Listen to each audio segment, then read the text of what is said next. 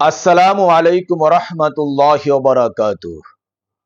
প্রিয় মুসলমান ভাই এবং বোনেরা, আহলান ওয়া সাহলান। পবিত্র ঈদ এ মিলাদুন নবী সাল্লাল্লাহু আলাইহি ওয়াসাল্লাম।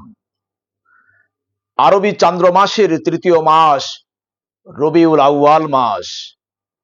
এই রবিউল আউয়াল মাসের 12 তারিখে সোমবার সরকার দু আলম, নবীদের নবী, রাসূলদের রাসূল, বিশ্ব মানবতার মুক্তির দিশারি, করুণার মূর্ত প্রতীক, রাহমাতুল লিল আলামিন, আমাদের প্রিয় নবী নূর নবী সাল্লাল্লাহু আলাইহি ওয়াসাল্লাম আরবের মরু প্রান্তরে মক্কা নগরীতে পিতা আব্দুল্লাহর শাহী প্রাসাদে মা আমিনার কোলে জন্মগ্রহণ করেন।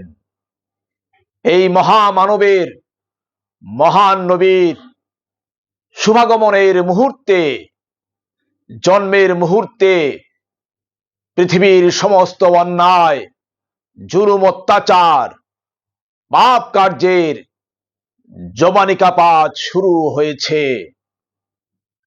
নূর নবীর নূরে নূরান্বিত হয়েছে, আলোকিত হয়েছিল।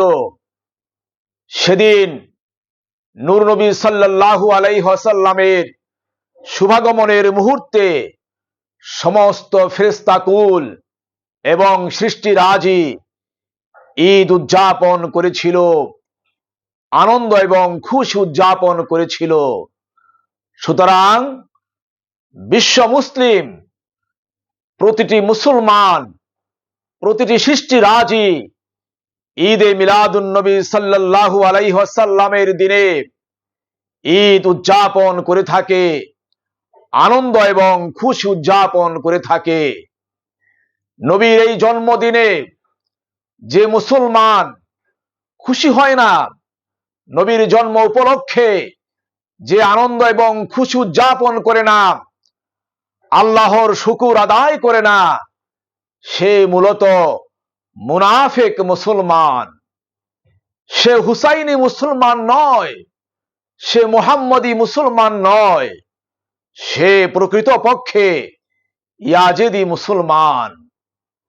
আমরা সবাই নবী সাল্লাল্লাহু আলাইহি ওয়াসাল্লামের এই পবিত্র জন্মদিনে, মিলাদুন নবীর দিনে আল্লাহর শুকুর আদায় করে নফল নামাজ বেশি বেশি পড়ব, নফল রোজা রাখব, জিকির ফিকিরের মাধ্যমে, তাসবিহ তাহলিলের মাধ্যমে, মিলাদ, দরুদ এবং নবীকে সালামের মাধ্যমে এই দিনটি যথাযথভাবে উদযাপন করতে অবশ্যই চেষ্টা করব।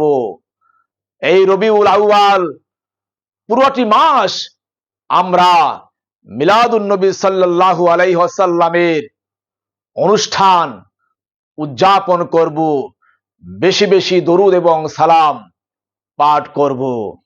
আল্লাহ পাক আমাদের প্রতিটি মুসলমানকে এই তৌফিক দান করুন, আমিন।